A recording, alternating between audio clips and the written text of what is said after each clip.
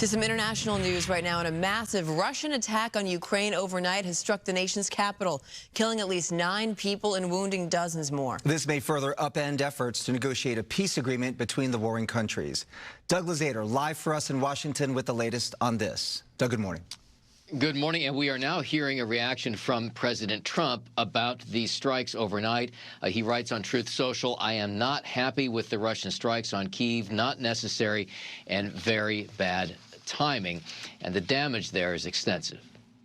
The rescue crews worked to beat back the flames after a wave of Russian attacks. Kyiv was struck as responders worked through the night to recover and rescue the victims. What kind of peace talks can there be, asked this woman, blaming Russian President Vladimir Putin. I think we have a deal with Russia. We have to get a deal with Zelensky. In the Oval Office yesterday, President Trump offered tempered optimism that a deal could be reached. I just want to see the war end. I don't care. If they're both happy, they both sign an agreement. I have no favorites.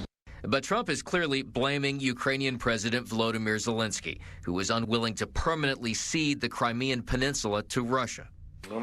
There's nothing to talk about. It's our territory.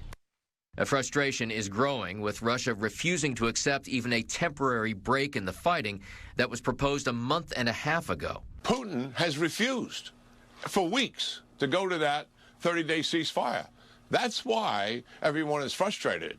And for now, the attacks continue, the death toll rises, and hopes of a peace deal may have dimmed even further overnight.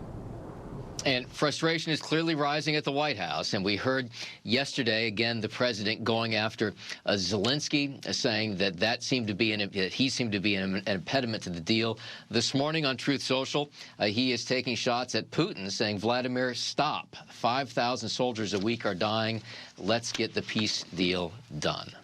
Back to you guys. You know, some are saying that this is, or suggesting this is the beginning of the end for U.S. involvement in brokering this kind of deal, that this would almost signal take it or leave it, right? This is the deal that we have on the table. That's right, and we've really heard as much from Vice President J.D. Vance, saying that this may be kind of a last chance for a U.S. brokered agreement. It's really hard to see a way out of this, especially when, you know, neither side is willing to budge over things like Crimea, right? I mean, you heard Zelensky there saying, you know, Crimea is a non-negotiable item. And when you look at Crimea, as well as some of the other provinces, the areas that Ukraine would be asked to give up here, you're talking about 20% or so of the country.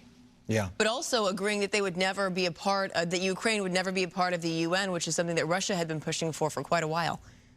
That's right. That would be a big concession as well. What Ukraine would get out of that deal would be some security guarantees backed by European nations. But, you know, in the face of potential future Russian aggression, how much does that mean? Yeah, let's just hope they can get back to the negotiating table at some point. We'll watch those developments there. We appreciate it, Doug. Thank you.